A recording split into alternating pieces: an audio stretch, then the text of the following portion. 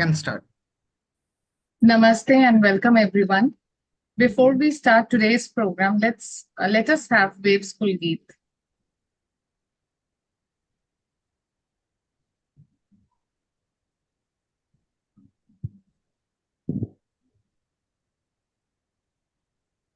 प्रस्तुत है वेव्स कुलगीत।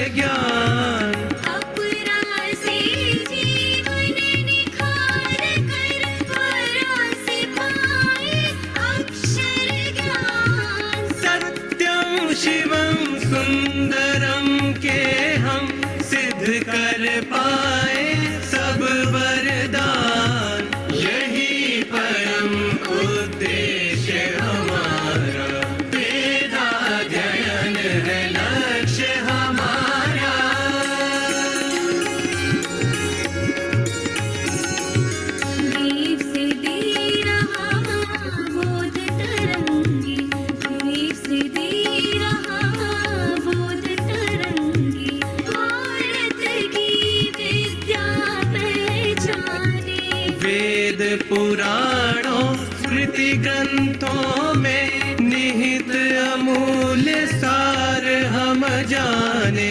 तत्व ज्ञान ही बोध्य हमारा, वेदाध्ययन है लक्ष्य हमारा।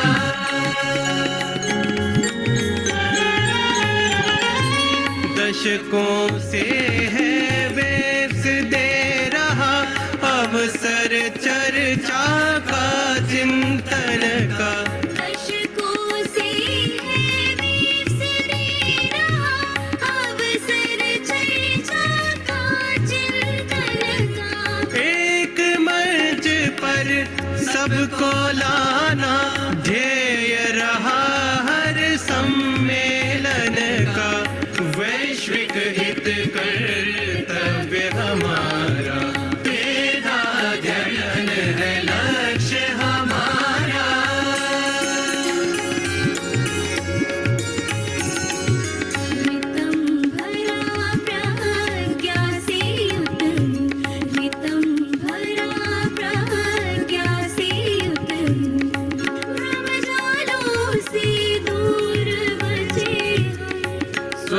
भाव पूरित जीवन हो, अनृत मार्ग से दूर रहे हम। चिदानंद गंतव्य हमारा, वेदाध्ययन है लक्ष्य हमारा। वेव्स है माध्यम जिसका न्यारा, वेदाध्ययन है, वेदाध्ययन है,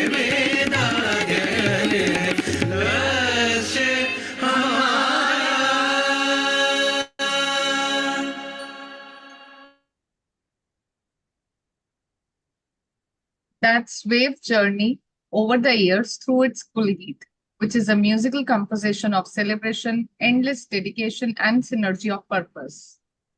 We are here today for Waves webinar talk number 6. This is a joint initiative by World Association for Vedic Studies USA, also known as Waves International, along with wider Association for Vedic Studies, also known as Waves India. Waves is a multidisciplinary academic society and serves as a platform for scholars interested in various aspects of Vedic studies. Now it's time to invite the chair of today's program, Shri Dhirendra A. Shahji. He is founder member of Hindu Pack of Georgia, proactive political pack to fight Hinduphobia and distortion of Hinduism in schools textbooks, and the president of India Awareness Foundation, both in Atlanta. The director, treasurer of World Association for Vedic Studies, WAVES, and vice chairman of the Federation of Indian American Association of Georgia. Shahji is a writer and a speaker in various forums with a particular focus on politics, economics, and the history of India and the US. We welcome you and request you, sir, to take the program forward. Namaste. Thank you. Namaste and welcome to you all for our today's WEBS webinar. As you know that our today's distinguished speaker is Dr. Subhash Kak, who is an Indian American computer scientist, historian, and author of over 300 books. Government of India in 2019 honored him with the Padma Shri Award for his contributions to the history of mathematics, science, ancient astronomy, and philosophy and of science. He is the Regent Professor of Computer Science Department of Oklahoma University, Stillwater, USA, and an honorary visiting professor of engineering at Jawaharlal Nehru University and member of the Indian Prime Minister's Science, Technology, Innovation Advisory Council. He has authored several books on Bharatiya civilization, more than 30 books. I've already read 2 books of his. One was the 24th edition, which is the Eternal Bharat, Truth, Meaning, and Beauty. Let me tell you, that book was so fascinating that he has made the Upanishads, Katha Upanishad, Mundokya Upanishad, Isha Upanishad, Kena Upanishad, in a way that an ordinary man can understand those slokas. The way he has designed them is so fantastic, unbelievable. I've also read his earlier book also, and everywhere I find that behind this whole book business is that he was born and brought up in Kashmir, motherland of Kashmiri Saivism, and that reflects in his writings. And I can understand that the way he has done it, with an average person, Hindu can read this and he will benefit from it. During my last 50 years of life, I've come across several Indian intellectuals and scholars who have contributed immensely by the research on the Bharatiya civilization for the benefit of the whole world. But amongst them, Dr. Subhash Kak ji shines out as a very different scholar who is very humble and unassuming and never throws his weight around. He follows the real Dharmic way and what he teaches through his books and articles. My salute to you, Dr. Kak. And today's subjects, of course, everybody knows, is the Tattvas and their potential use in modern science. I would request now Dr. Kak to take over the mic and educate us about what Akash is. Thank you. Thank you, Dhiru Bhai, and thank you, Waves, for giving me this opportunity to speak to all of you. We stand at a most interesting time in the whole development of knowledge that has occurred in the field of science, because that's what we want to focus on today. In the last 300 years, as we know, after the so-called scientific revolution began, science has been on an amazing journey where we have been able to explain a lot of what exists in the physical world. But now at this particular point, there is a huge crisis, and that crisis comes from 2 factors. One is that when you look at the whole cosmos, our current theories of physics are able to explain only 4% of the visible cosmos. And they cannot explain why the expansion of the universe is accelerating. And they cannot even explain why stars and galaxies are moving the way they are. because their motion is not according to either the Newton's theory of gravitation or Einstein's reformulation of that theory. So for this reason, they've been forced to postulate something called dark matter and dark energy. Dark matter is supposed to be 28% of the universe, and dark energy is supposed to be 68% of the universe. And taken together, they are 96%. And there is no evidence whatsoever in the lab or in any other experiments of either the dark matter and dark energy. So this is a huge crisis in the area of physics and cosmology. There's also crisis in neuroscience because researchers have not been able to find any neural correlate of consciousness. In other words, when you do MRI or imaging of the brain, based on what you're doing, different parts of the brain light up, and there's no specific center which seems to correspond to an awareness. The third is computer science, and this is probably the most troubling. As we know, we have entered the age of AI. Everything is going to change. Jobs are going to disappear because machines are going to replace humans at almost everything, because most of what we do is according to script, according to a definite plan at which computers can replace us. And now the possibility has arisen that computers of the future might become conscious. And if that were to happen, then the whole world will change, because conscious machines would find humans to be too troubling, too troublesome, and always unhappy. They would probably get rid of all of us, right? So this is the third thing, and this leads us to the question of what is consciousness. Now, and now consciousness, as in the Kulagit of Waves, where one of the lines, as I remember, was take us from apara to para, from apara knowledge to para knowledge. Apara knowledge, according to the Vedic tradition, is knowledge of the outer world, of the physical reality, of all embodiments, right? Now, para knowledge is the transcending knowledge related to the Atman. So there is this duality, and according to this conception, the physical and consciousness, because the Atman is about consciousness, are two sides of the same reality. Now, science, as it has developed over the past 200-300 years, I'm talking of Western or mainstream science, acknowledges only physical reality. Although I should slightly modify my statement, because the deepest scientific discipline that there is called quantum mechanics. And without quantum mechanics, you cannot explain chemistry. And without chemistry, you can't explain biology. Without biology, you can't even hope to look into the structure of the brain, right? Or the nervous system. Now, the creators of quantum mechanics, one of the two creators, Erwin Schrödinger, he was an Austrian physicist, and he was a Vedantin.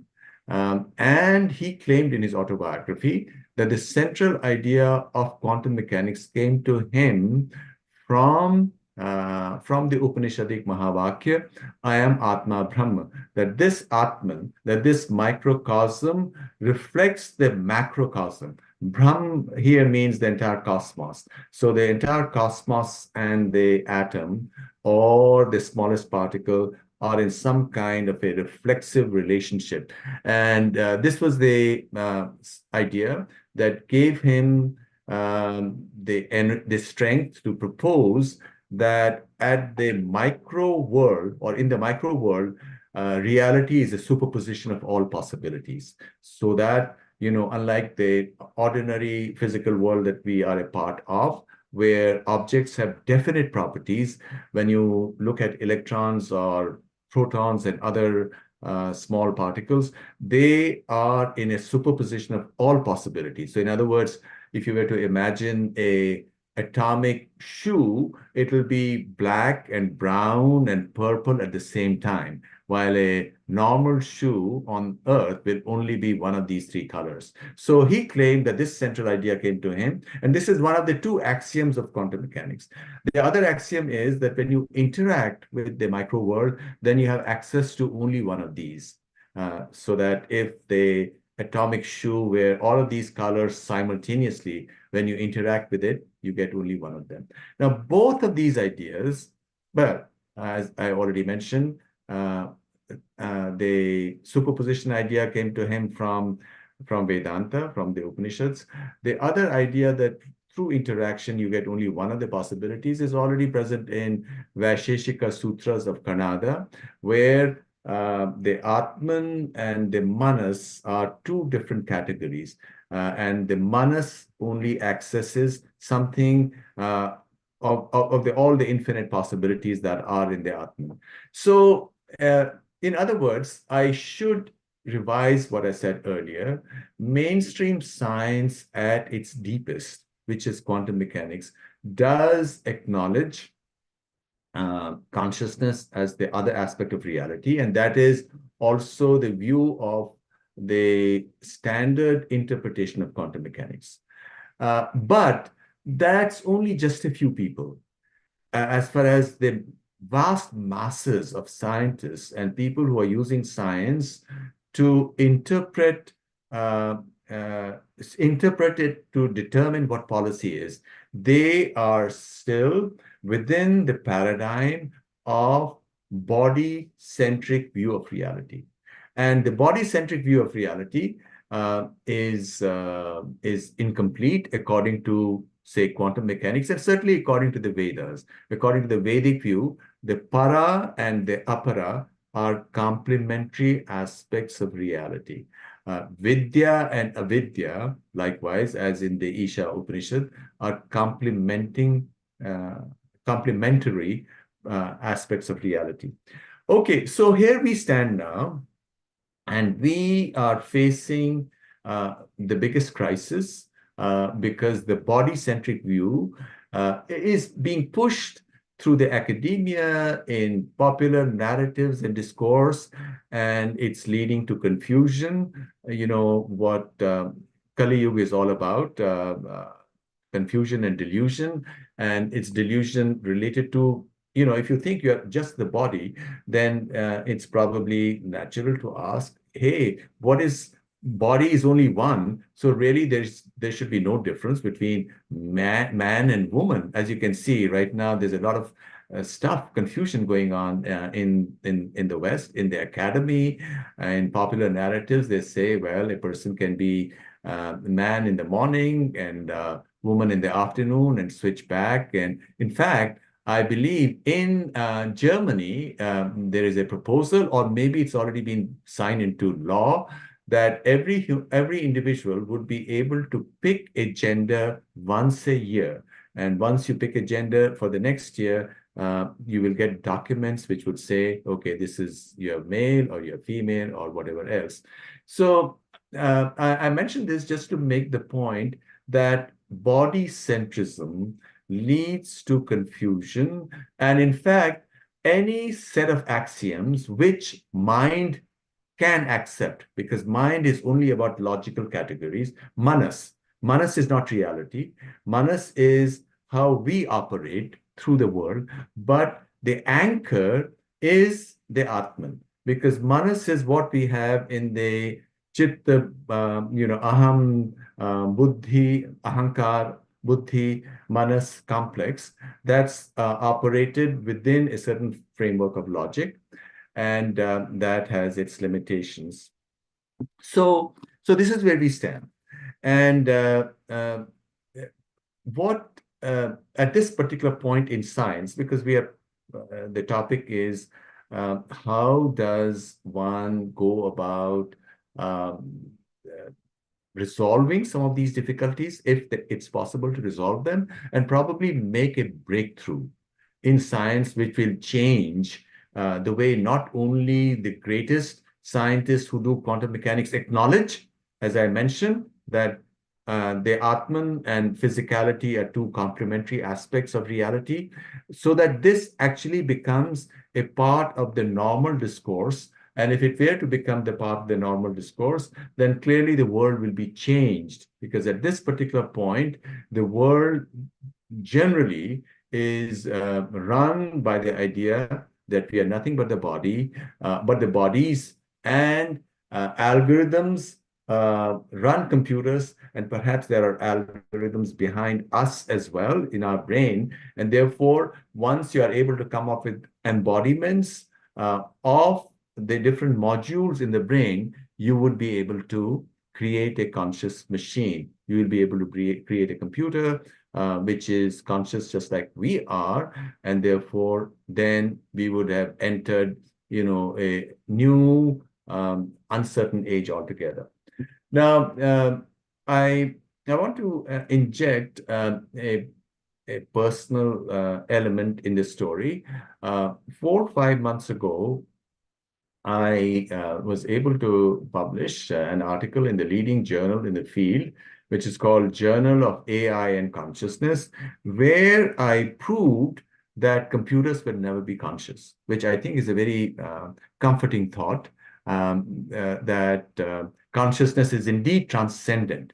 And that is the heart of Hinduism, the heart of the Vedas is consciousness interpenetrates us. It's like the light which illuminates the contents of the mind, but the mind by itself is not conscious. There is only one consciousness. In fact, my theorem is called the one consciousness theorem. And of course, I urge you to look at that paper. It's available freely on academia.edu on my page, and you can download it, and you can reflect on it or write on it or whatever else. So this is a good thing, but then still the question remains: how do we bring in this idea of consciousness, which is not a part of the scientific narrative right now, and transform science itself? Because one could always critique and say that, look, okay, this is fine. This is about the spirit. This is about your understanding of yourself. But how, and quantum mechanics is fine, but the way quantum mechanics is applied, it's applied in a standard way. This is the very heart of quantum mechanics. It doesn't change the rest of the sciences, right? Which is, of course, also the view of the para-apara dichotomy. All of apara, all of the manifested reality is according to natural law, rhythm. It's not that there's nothing magical happening. It's all according to natural law. And therefore, a person could well say that if the manifested reality is according to natural law, then perhaps this emphasis on the para, the emphasis on the atma is not that relevant as one might imagine. It might be relevant, for philosophers or persons' self-understanding. Okay, so and to also, but here to sort of background it, there's a very interesting conversation between Gargi and Yagyavalkya in the Brihad Aranyak Upanishad, where Gargi asks whether the tattvas, the Pancha Mahabhuta, the five tattvas, the five elements, are they hierarchical? The five are Prithvi or earth, Apas or water, Tejas or fire or light, Vayu or air, and finally Akash, right? Akash, which has been traditionally translated into space or ether. It used to be translated into ether in the 19th century, but then when relativity theory came along and physicists said there's nothing like ether, so then they said it's space. And that's how a lot of people within India, even Sanskritists, see Akash as space. Now, what's interesting is in this dialogue, in this conversation between Gargi and Yagyavalkya, Gargi says, well, what about is Akash on top of Vayu? Is Vayu on top of Tejas, etc.? And Yagyavalkya says, no, they are oth-prot. Oth-prot means they're entangled. Within Vayu is also Akash. Within Tejas is also Akash. So they are all within each other. And I think that's a very, very subtle point, which became the start uh, of a journey by me about 8 years ago. What happened was I translated the Kannada's Vaisheshik Sutras 8 years ago, and I published it. Looked at all the sutras, put the English translation and commentary, and that set me thinking: is the standard view of Akash as space correct? And as the more I thought about it, the more I looked at, for example, Yajnavalkya's response to Gargi, it occurred to me that perhaps this was a mistake, that this understanding, which even Sanskritists have adopted, is a mistake. And in fact, I remember this precise evening, or night, in early 2020, when the COVID pandemic broke in a big way, and I was stranded in Miami, where my daughter lives, and we couldn't do very much. Although Miami, the lockdowns were not as complete as in the rest of the US or as in India. So suddenly the idea came to me that maybe the mistake that's been made is to view from well, there's another element to the story, and the other element is, if you study logic, you discover that two-way logic is not as efficient as three-way logic. Two-way logic is when you say everything is binary, as is used in computers right now, right? Ones and zeros. Three-way logic is where there is 1, 0, and -1, or you could say there is 0, 1, and 2. Now, this is all very well known that three-way is superior to two, and if you were to just think of that, you would then probably be able to also claim that maybe fundamentally Ayurveda is superior to allopathy, because in Ayurveda you have three-way logic, you have three doshas, right? Or you have three gunas, while in allopathy the patient is well or not well, illness or not illness. It's a two-way logic. And I wasn't aware of it myself, but 7, 8 years ago, this is how things happen by themselves. 7, 8 years ago, the International Association of Multi-Valued Logic, which is a very well-known scientific body, they invited me. They said, why don't you give a keynote speech? We have a conference in Austria, and you can speak about your work on neuroscience and neural networks. So I said yes, and I said yes because I hadn't explored Austria that well. I said, well, now this would be an opportunity to see Austria paid for by somebody else. And so I said, well, I should look up and what is all this multi-valued logic about? And there I discovered that 3 is superior to 2. In the 1970s, they even tried to build physical computer hardware based on 3, but until by that time, the binary computer hardware technology was too established that that effort was abandoned, and people forgot that 3 was superior to 2. But when I explored this further, I discovered that 3 is not optimal. What is optimal is slightly less than 3. It's a number called E, which is 2.718. And so when I was tossing and turning in my bed in early 2020, I said, well, what if physical space itself is not three-dimensional, but rather it is E-dimensional, 2.718. And then the more I explored it, I discovered that indeed physical space being three-dimensional is just a convention. It's a convention because it's in accord with our normal intuition about what physical universe is. And there is a mathematical theory of non-three-dimensional spaces. And I quickly wrote up a paper which I sent to the leading journal in the world called Nature. And I argued how this would solve one of the biggest paradoxes right now in cosmology, which is called the Hubble paradox. That the rate at which the universe is expanding turns out to be different based on how you look at it. And that paradox is solved, and Nature published it through their sister journal called Scientific Reports. And then I applied it to, well, I said, this is great.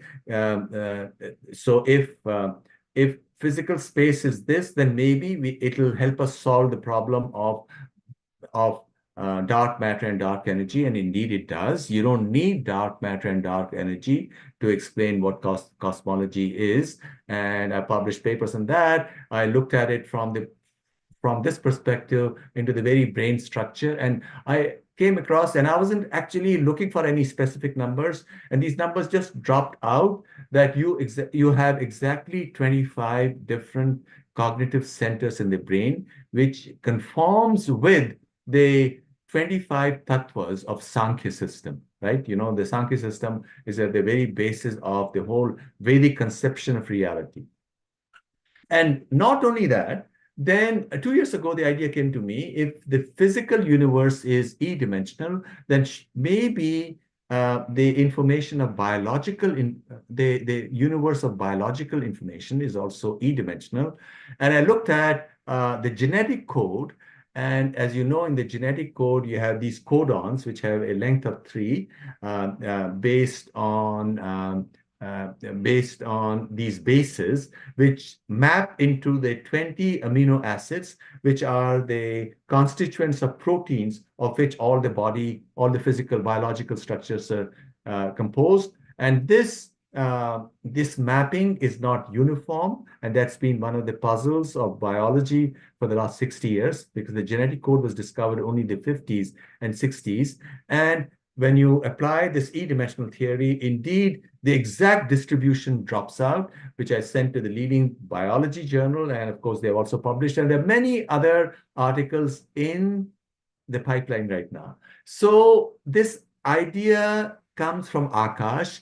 In other words, what it really means is that Akash, rather than being space, is a vital element. E-dimensional space means that every point in the physical or biological space is akashic. It's in constant touch with every other element. And as we know, Akash is the medium, is the madhyam, is the medium of consciousness. In the Vedic model of the mind, you have the various 5 koshas. You know, you have the Annamaya kosha, which is the physical body, Pranamaya kosha, which is where the various exchange forces within the body occur, and the breaths, the vital breaths. And above that is the Manomaya kosha, which is the mind. And above the Manomaya kosha is the Vijnanamaya kosha, which is where the buddhi exists, or the intellect is. In the mind, in the manas, you have memories, and you have relationship between these memories.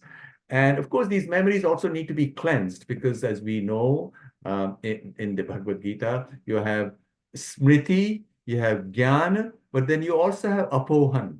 You have memories. From memories emerges intelligence by the use of intellect, but you also have forgetting. If you have all the memories lying there all the time, then you'll be totally paralyzed. So you have, in the manas, you have a system of apohan, of forgetting as well. And above that, in the Vijnanamaya kosha, you have the intellect, you have buddhi. And above that, you have what is above the Vijnanamaya kosha is the is the kosha where the Karan Sharir exists, where the Atman is able to communicate through Akash into the rest of the physical reality as it's embodied.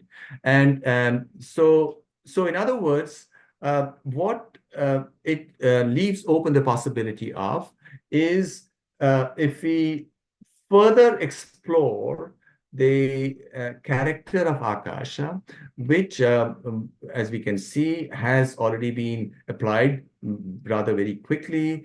And I'm just the medium because I didn't know any genetics. But this idea, you wake up, you suddenly have this idea that here, you can write this together, and it just takes you a couple of hours, you send it off, and they say, yes, it's okay. It gets published or in neuroscience and other fields. So we are all, if I may use the framework of Advaita Vedanta, of which, of course, we have two main kind. One is the classical Advaita Vedanta that Shankaracharya speaks about, where we have the Brahma Sutras and the Bhagavad Gita and the Upanishads as Prasthantrayi, the three main sources of text, or you have an equivalent, exactly equivalent to it, which is Kashmir Shaivism. In Kashmir Shaivism, you also look at the Bhagavad Gita and the Upanishads and the Brahma Sutras, but what they did about 1200 years ago was to put it in a package which is more, let's say, not weighted down by words which had assumed certain meanings. For example, you could say, hey, what is this Atman? Is it somewhere within you, or where is it within you? So what in Kashmir Shaivism, what was done, for example, the very first sutra of Shiva Sutra is Chaitanyam Atma, that this awareness itself is the Atman. Chaitanyam Atma. The awareness itself is the Atman. So your awareness is where your true being is. And the reason why you are not, you find it difficult to accept is because this awareness is the light that has fallen onto the contents of the mind, and you mistakenly take these contents to be yourself, to be your true self, rather than that light. And that is that dichotomy between Shiva and Shakti, that Vimarsha is the place where this joining of the light, Prakash, Shiva is also the Prakash, the light, which illuminates the contents of all of the universe, including the contents of our mind.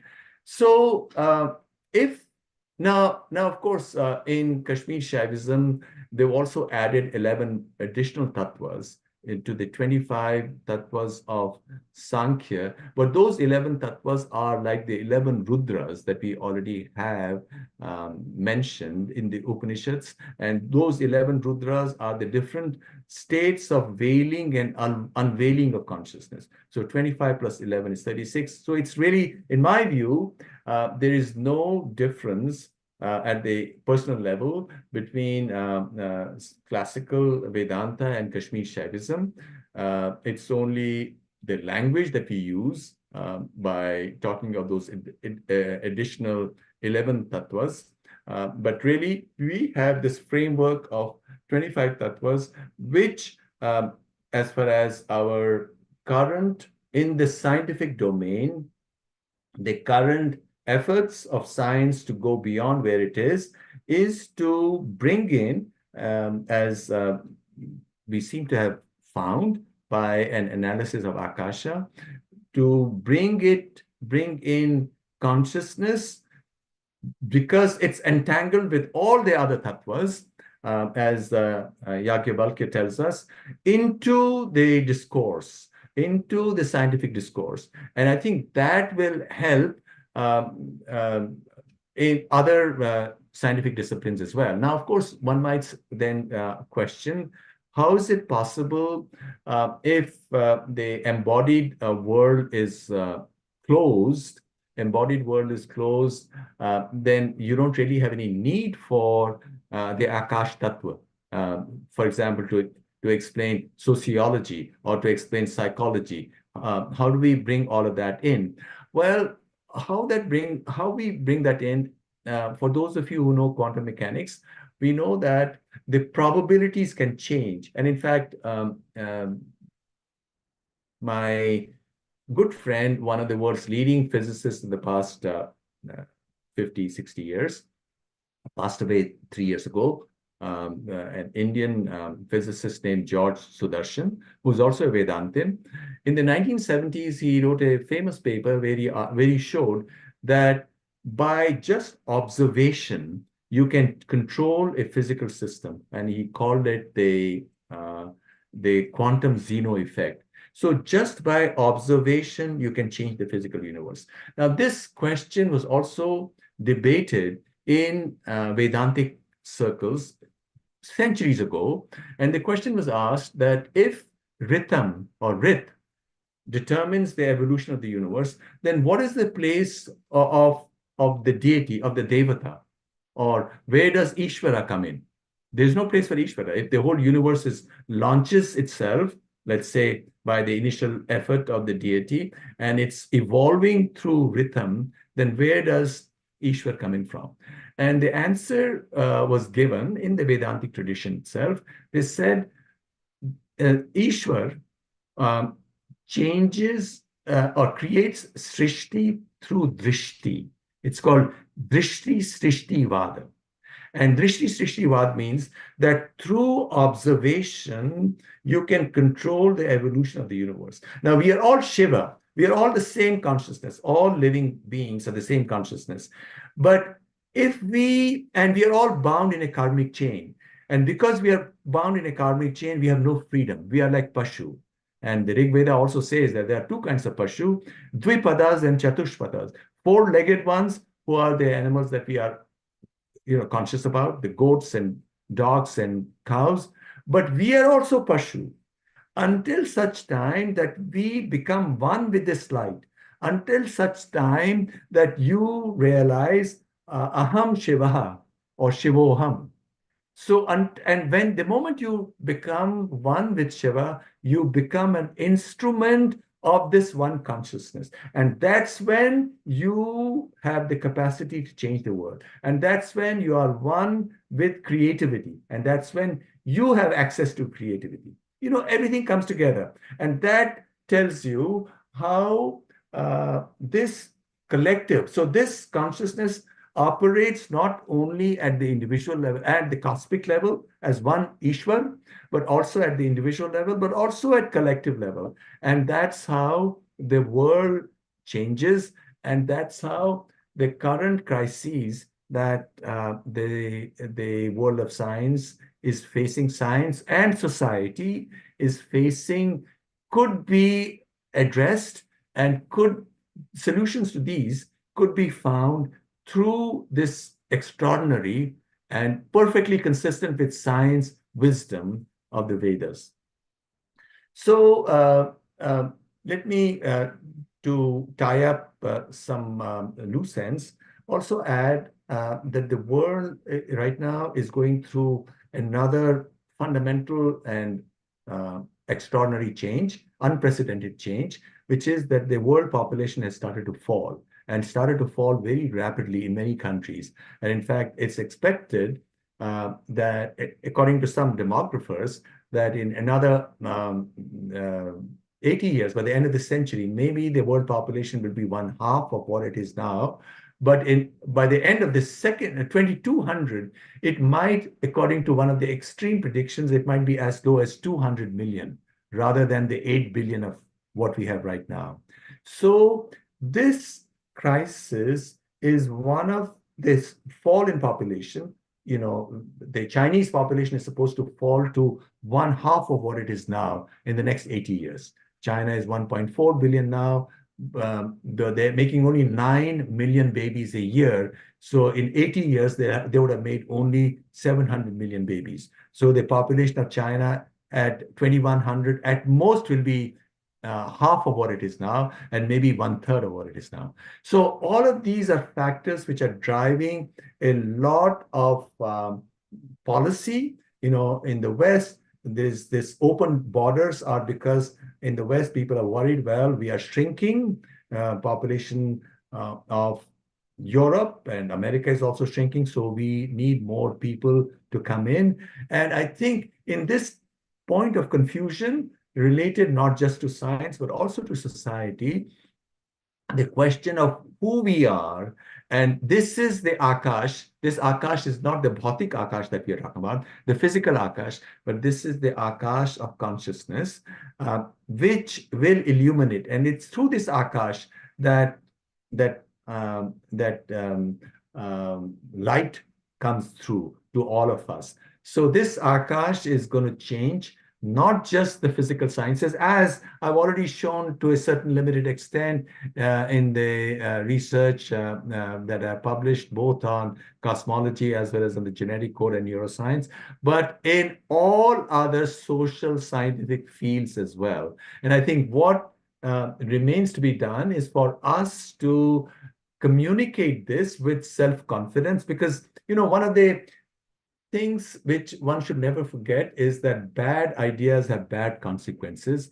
And one of the reasons why we forgot all this wisdom in the last 70 years, because 70 years ago, when India became independent, we adopted this wrong idea that all traditions are equal.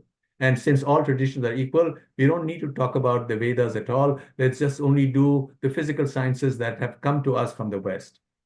That's wrong. This is all consistent with deepest sciences. Vedas are consistent with the deepest science. And if we do really understand it well, we need to stand up and speak with confidence. And we speak with confidence, people all over the world, because this is universal knowledge. Every human being has the same Atman.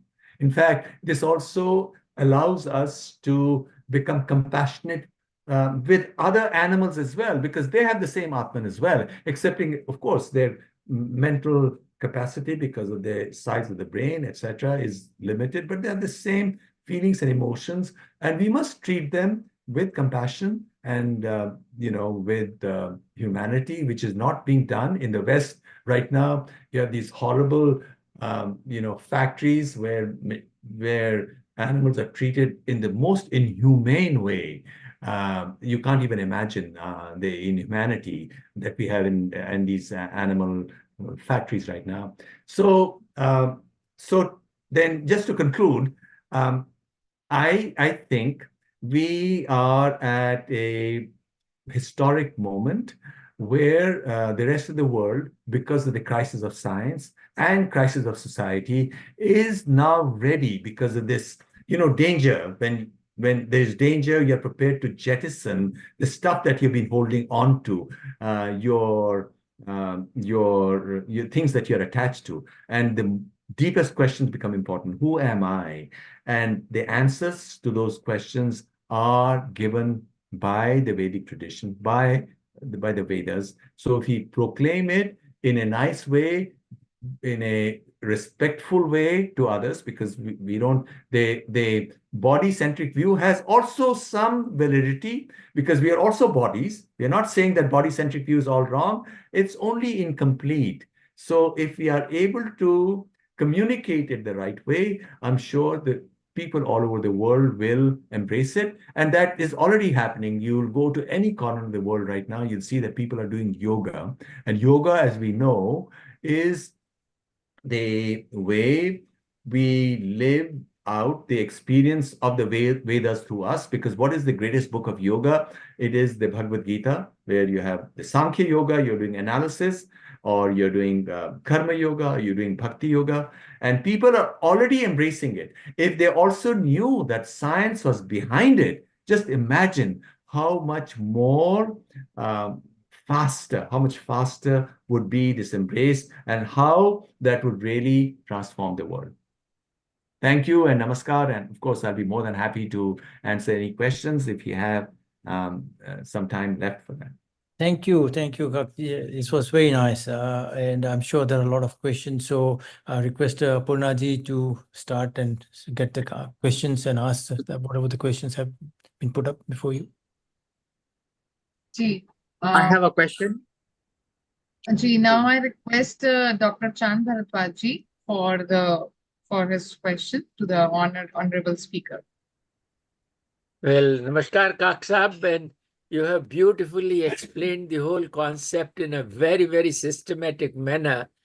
And we've been working on a similar thing with a different attitude altogether, as we've been thinking that creation is an intelligent design. And even a blade of grass is intelligently designed. So there got to be an intelligent being who's doing it all. So with this connotation, we started the whole thing. And then the first shloka comes up that way, that Ekam Bahusham. He was one and alone, and it was in bliss. And in the stride of bliss, it felt like loving to love. It became from one to many.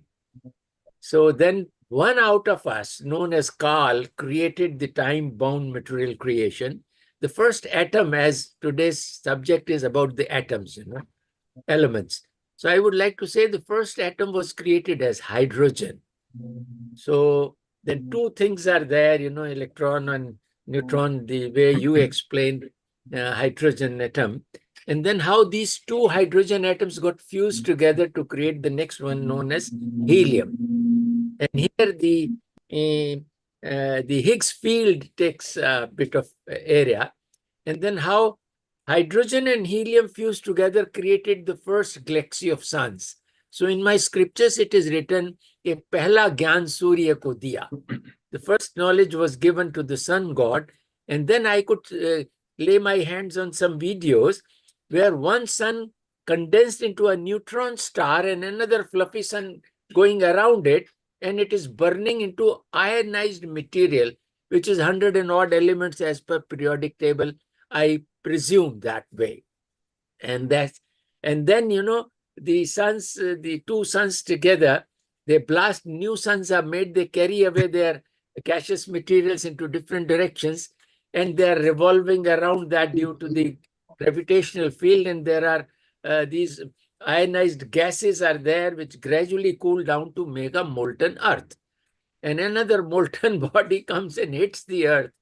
It was revolving 6 hourly and tilts about 23.5 degrees. Otherwise, the weathers would not have come, and it slowed down to 23 hours, 56 minutes and odd. And then how the comets came and hit the earth, the water comes in, and then the beauty is how the life starts.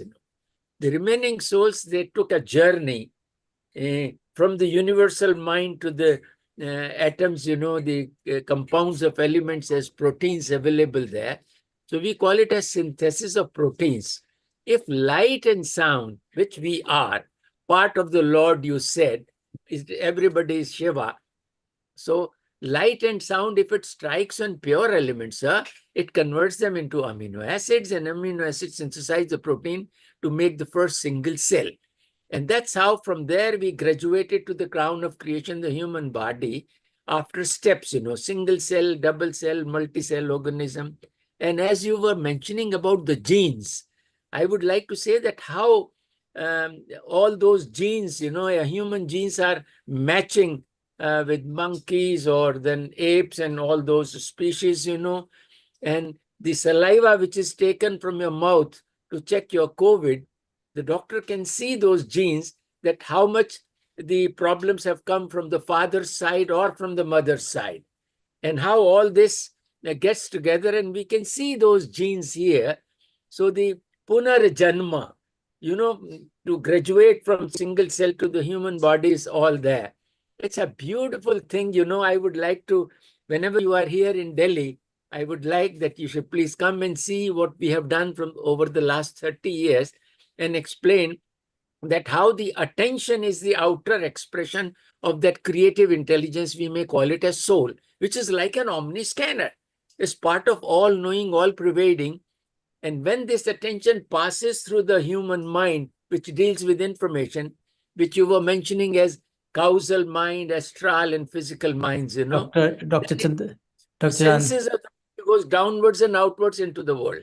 Dr. So that's Chand, what would I you wanted to. Sorry. would you ask a sorry. question specific the question other people No, are waiting? I want if he can throw some light on this explanation. Yeah, no, I agree, but I think let him answer the question that you so please, you know, please. other I'm people will sorry. get a you know, chance. Thank you. Appreciate Yeah.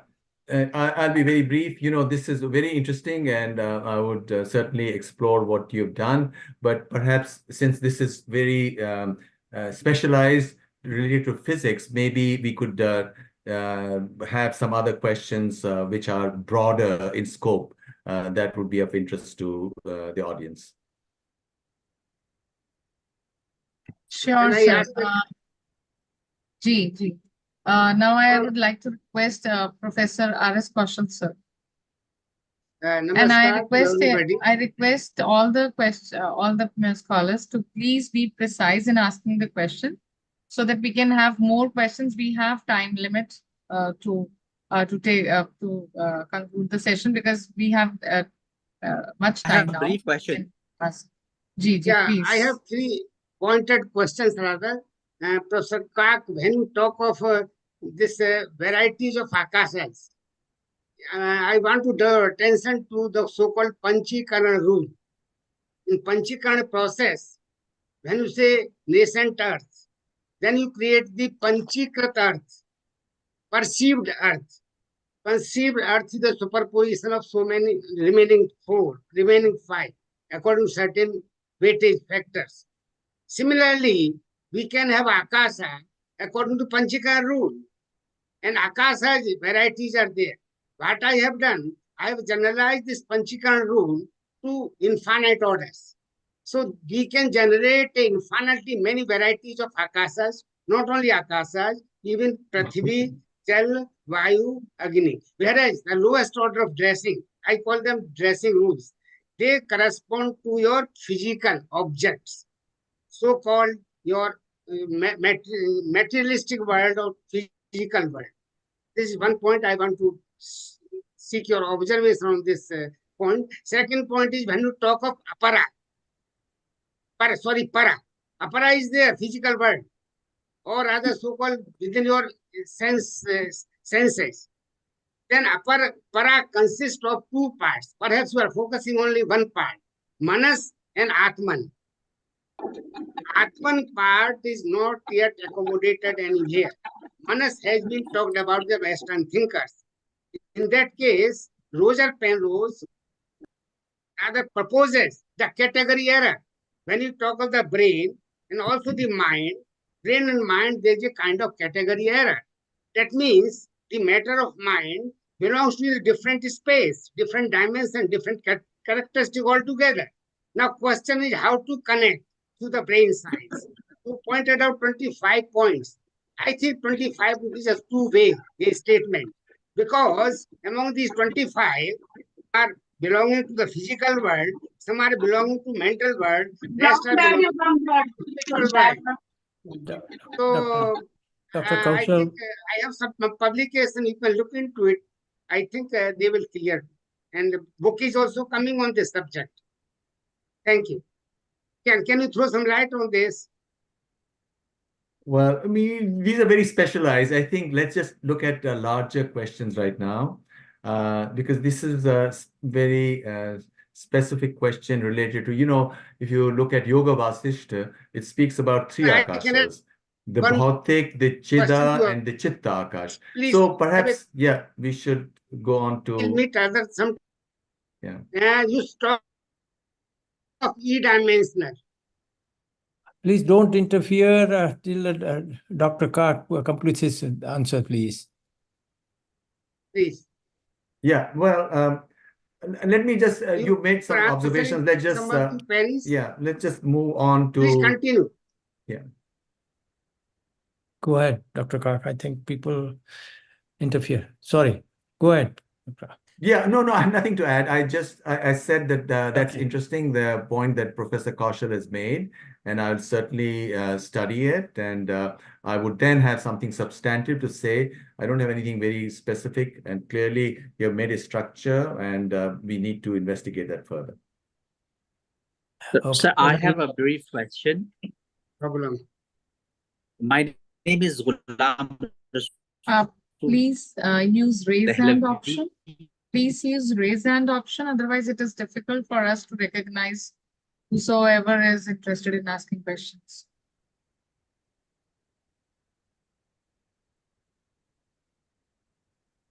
What happened?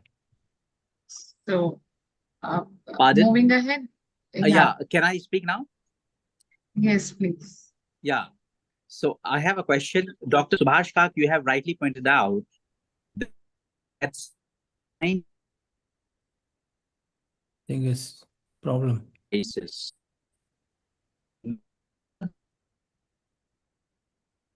I think he's not getting through his voice The properly. connection is bad. Connection is Yeah. bad. Yeah. Ji. Yeah. So we can Let's take move. up another question from Professor Lalan Prasad Ji. Excellent talk, Professor Subhash Kak. I have a very simple question.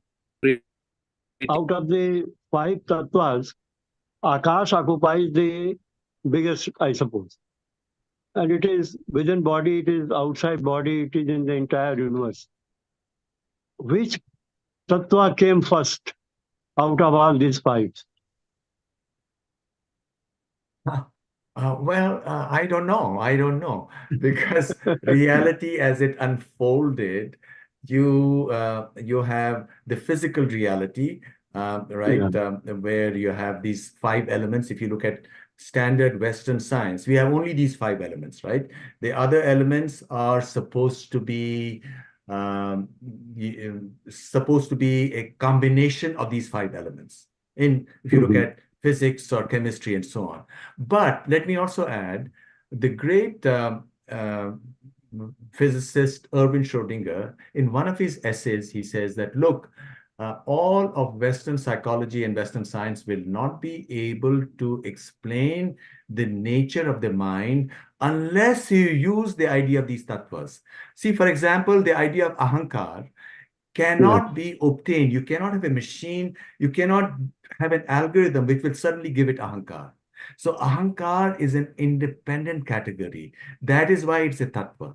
You see, I think that's a very subtle point which people forget. There's not much attention given to Sankhya system, for example, in India or amongst, and the reason is that the prestige of Western analytical categories is so great that we just use the same categories in our expositions. And there's some great insights in there as well, because, just as Yagyabhalkya said, Akash is also in the other tattva. So if you only analyze the physical elements, the bhautik tattvas, that can also give you great wisdom, which is what the great sages of Europe in the last 200 years have done. They're focused only on the physicality and obtain great insights from there.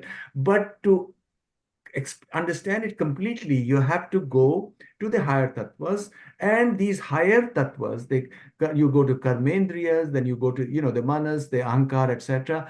That, according to Schrödinger, cannot be obtained by a combination of lower categories. So he completely came to a position which very few scholars, even from India, accept, unless they have had that intuition related to being one with that light, with that prakash.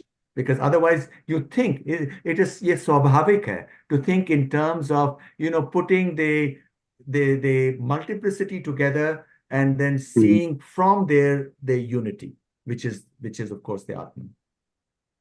Thank you. Any further questions coming up? Ji, I request Dr. Shri Singh Ji, Jadu Singh Ji for his question. I hope I pronounce his name fine. Yeah, I also have a Ji. question. Please unmute. Please unmute, sir. Please unmute yourself. No, I You are think muted, sir.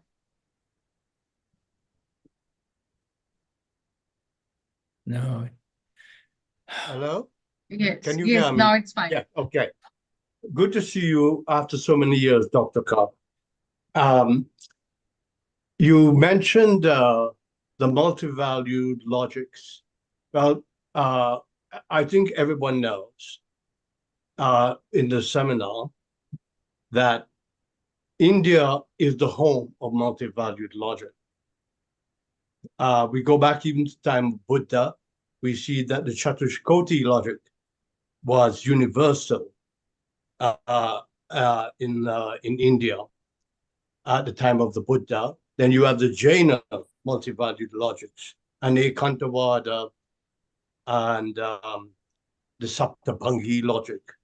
See, so it's only relatively recently that the West has really discovered in the value of multi-valued logic. So you mentioned that there's a journal devoted to this multi-valued logic. So you have written an article. I think you said you mentioned that for this journal. They feel the discipline of multi-valued logic is a very rich one. They have many journals. It's been going on for 50, 60 years because the inspiration for that came in, how do we create physical computers? Should we use binary logic or multiple valued logic? The paper that I was talking about, my paper on proving that consciousness is one, appeared in a different journal. It's called Journal of AI and Consciousness, Journal of Artificial Intelligence and Consciousness. Thank you. I think Professor Shashi Tiwari Madam is also like to ask some question. Yeah, I want to show that it was a very nice and very attractive and also thought-provoking lecture. And especially जिसको हम लोग कहते हैं प्रामाणिक वक्तव्य था, क्योंकि आपने शास्त्र और ग्रंथों के उद्धरण और प्रमाण भी दिए थे. My question is regarding Akash, and in the Rig Veda and other Vedas also, there are many terms used for Akash, as Dyav, Bhuva, Om Bhur Bhuva Swaha, then Swaha is there, and Dyava Prithvi, Dew is there, then Swaha is another word. So Dyas, Dew, Swaha, Bhuvaha, all these terms are for Akash. And generally we think that it is a light space, and Antriksh is the aerial space, and the third is Prithvi, that is our space. So where we can see things. So regarding Akash, as you mentioned, there are many Akash. That is how many we can't say, perhaps because Hridayakash is there in Gita. So my question is really, how we will understand Akash is in our nadis also, and in here is Akash, and Dev is Akash. So what is the relation of Dev and Akash? Good question. One point that I quite forgotten to make is that there is a mapping between the 5 basic tattvas and the 5 indriyas, right? For example, the Prithvi is related to smell, Apas is related to taste, Tejas is related to form, right? Vayu is related to sparsh or touch. And Akasha is related to Shrotra or Shravan or hearing. But now there's a very interesting point here. What hearing, does it correspond to sound? Because if it corresponds to sound, there is a problem. And I think this is where a lot of scholars have gotten stuck, because sound does not travel in vacuum. Sound travels in air. So the shabd that Akash corresponds to is not the sound wave, but rather the meaning that the sound wave carries. And that this is a very subtle point. Meaning, how do we get meaning? Where does meaning come from? These sounds hit our head, and of course, Bhartrihari he also discusses this when he looks at the four different kinds of utterances. So it's the vehicle for meaning, and meaning, therefore, is central. And perhaps when we speak about how knowledge resides ever, or it's transcendent and it's communicated to us through Akash, because it's through Akash that our Jivatma, our Manas, is in touch with this higher reality, with this reality which is cosmic reality.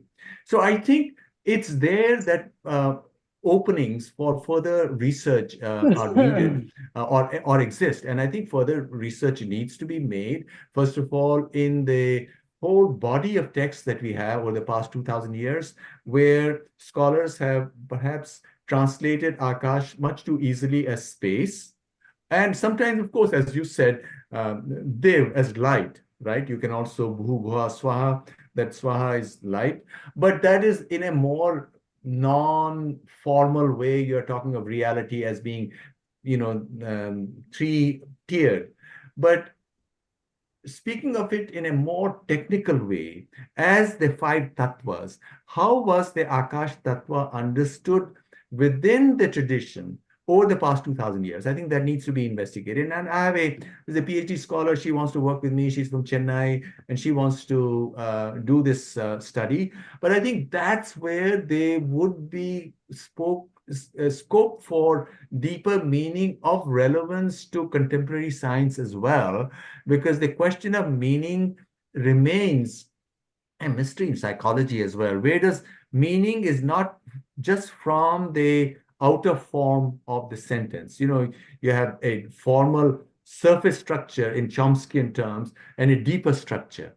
And it's through the deeper structure somehow, without you paying any attention to the words as they come in, you're listening to a speech, for example, where does the meaning emerge? And that's where Akash comes in. And that's where further investigation needs to be made, both in contemporary scientific terms, where we can use psychology or linguistics or whatever else, and also in uncovering many details that exist in the tradition, which people may have ignored in the scholarship of the past 50 or 100 years.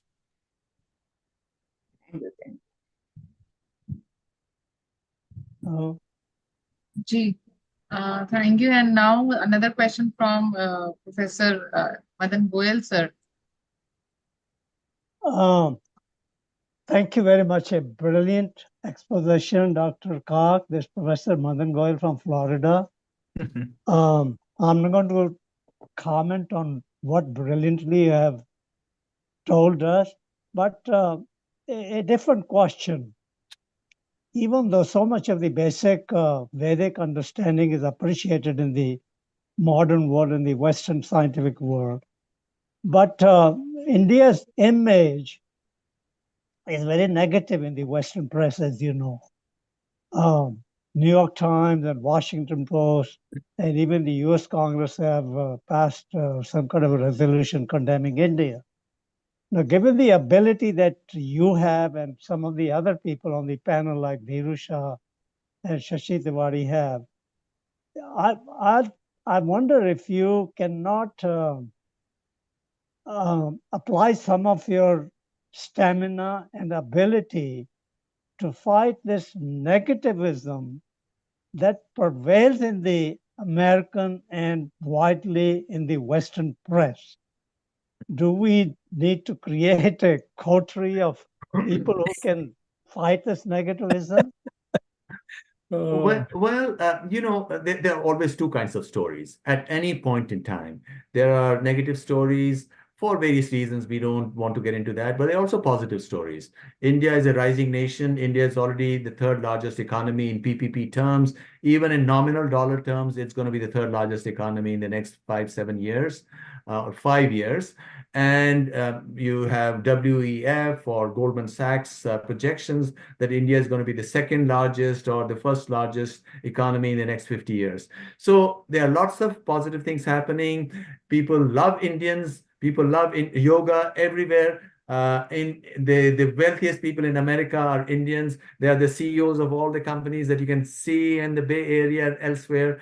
So doctors go to any place. No, India, people love Indians. Only there are some people who have wrong information about India. And it's not to minimize problems in India. There are problems.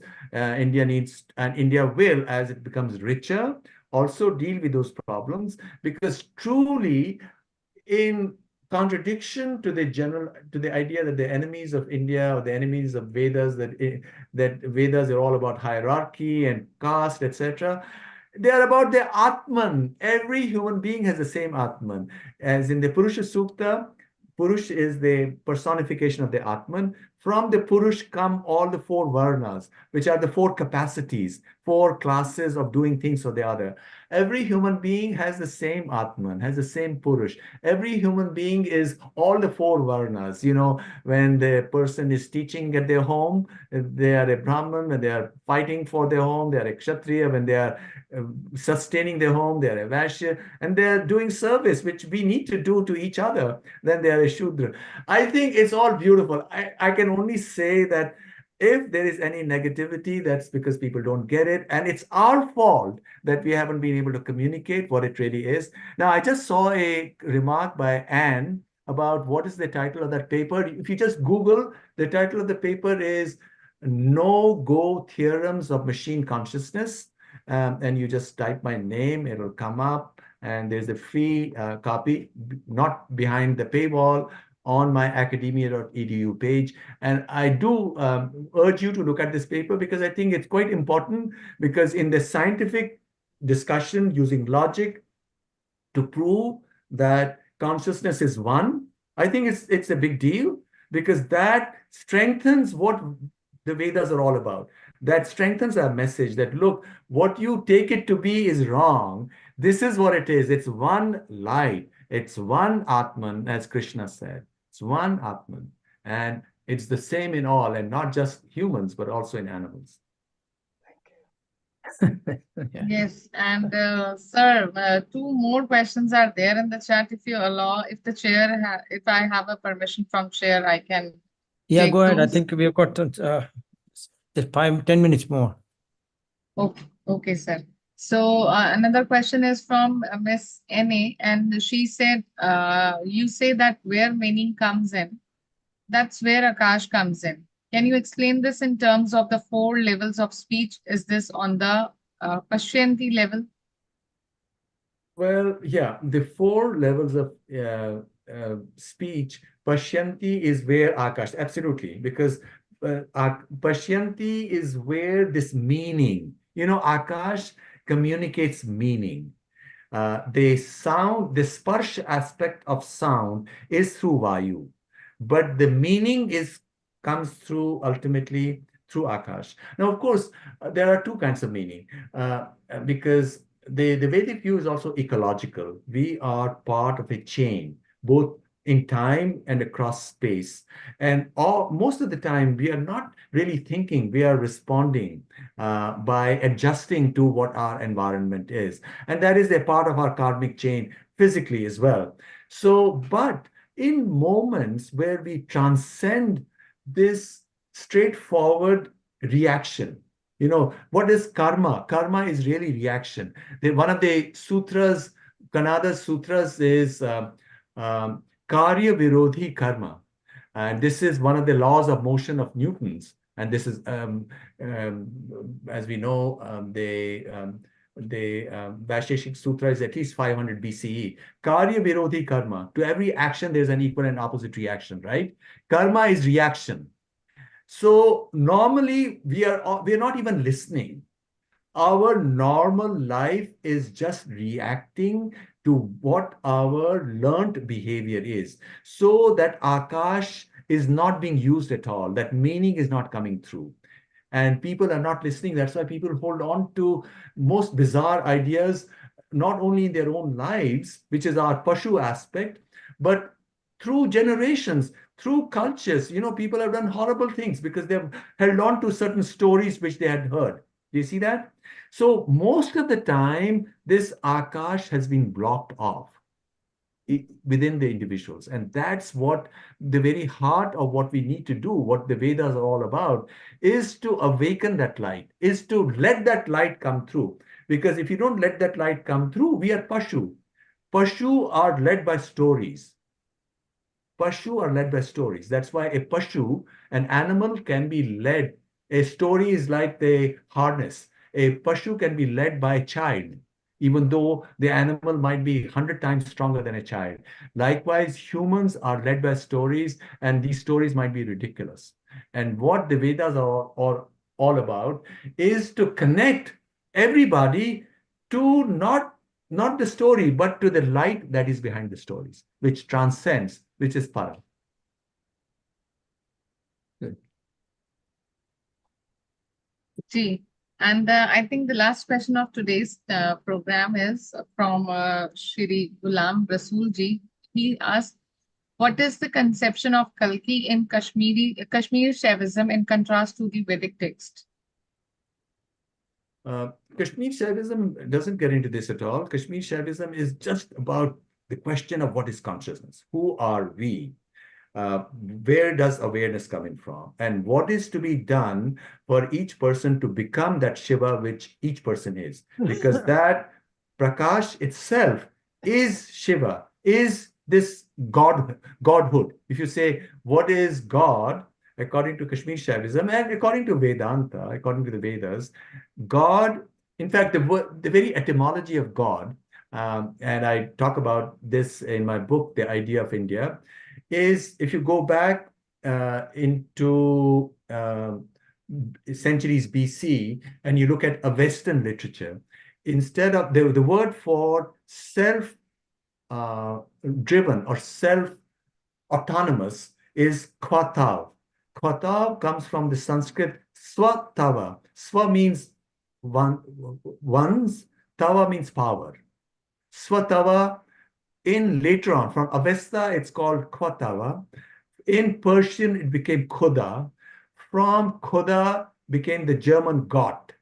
In fact, the German G-O-T-T is actually a borrowed word from Persian, and from the German Gott came the English God, G-O-D, because in Southern Europe, the word for godhood is not God, but light, div, divinity. The word div is also from Sanskrit, div, as was mentioned by Shashi ji as well, as light. So God means self-powered. Or that's what Khuda is, from Khudi or Khud, Swatav in Sanskrit. So what Kashmir Shaivism is all about, the Khudahood of each individual. How does one become self-powered? And you become self-powered not by doing what you've been doing, driven by instincts and by your temperament, because then you are Pashu, you're still an animal. But being one with that light within oneself, and when one is in that light, that is what yajna is, that is what sacrifice is. That's when you cease to be who you were before and you become a new self. That is the new birth that occurs. All of these things in the tradition, whether you're looking at it in the larger Vedic tradition or a repackaging of it in Kashmir Shaivism, and they are, as I said, absolutely equivalent. They all come together and they are totally consistent with common sense. They're consistent with all of science, and they're consistent with creativity, because they're also a way of self-knowledge. And when you have that self-knowledge, you'll realize that you have access to capacities and abilities that you did not know that you possessed. And you have access to understanding and intuition, which is absolutely marvelous and life-changing. Thank you very much, Dr. Subhash, for giving me a very new insight that Khuda or God originates from Khuda. You rightly said that science is in crisis, but I would say we need science more than science. We need science as in SIGNS, which is divine, more than science, SCIENCE, which is man-made. Thank you very much, Dr. Kak. Very good. Yeah. Yes, and I think there are no further questions. And now I request chair of the today's session to give some presidential remarks, and then we can conclude the session. Thank you very much, Dr. Kak. I think it was a brilliant, what you spoke about Akash, and sometimes it goes beyond my mind also, but I'm sure a lot of people who are academic, they understand what it means. But very useful discussion, and we look forward to seeing you at the Waves Conference in 24 April, in September. And I think this would be probably you would like to talk on this subject or another subject you already decided about. And I like to also thank all the attendees who have been listening to Dr. Kak's lecture. And we look forward to having more conversations like this in future. Thank you very much, Dr. Kak, for spending so much of time. Thank you. Thank you very much, Bhai. Thank you, everybody. Namaskar. Thank you very much, Kak Sahab. If you can share your email and WhatsApp number, I'll be grateful. My email address is subhashkak@gmail.com. SUBHASHKAK@gmail.com. And you can see my India papers or Vedic papers, more than 100 books at academia.edu, and you can download them for free. I have a page there, so you just Google it, and I normally don't go to WhatsApp. My email is the best way to get in touch with me. Okay. Thank you very much. Thanks. Thank you. Thank you. Yeah. And now the session is going to close this moment, because it was a wonderful talk by the learned scholar of today's evening and today's morning of US. And we learned a lot from you, sir. And many of the points were very fascinating, because we created shots from your talk and we have noted down many of them. And some of them are related to the Vedas, or some are related to the science and philosophy. So I think people from various backgrounds must have learned through your talk. And also the session was very much interactive by the learned scholars we have among us in this Waves gathering. And I also like to invite you all for the Waves conference, which is being held in September 2024. And many of you have already participated. I am seeing a lot of faces here who have already registered with us. So keep in touch with Waves, and thank you so much, everyone. And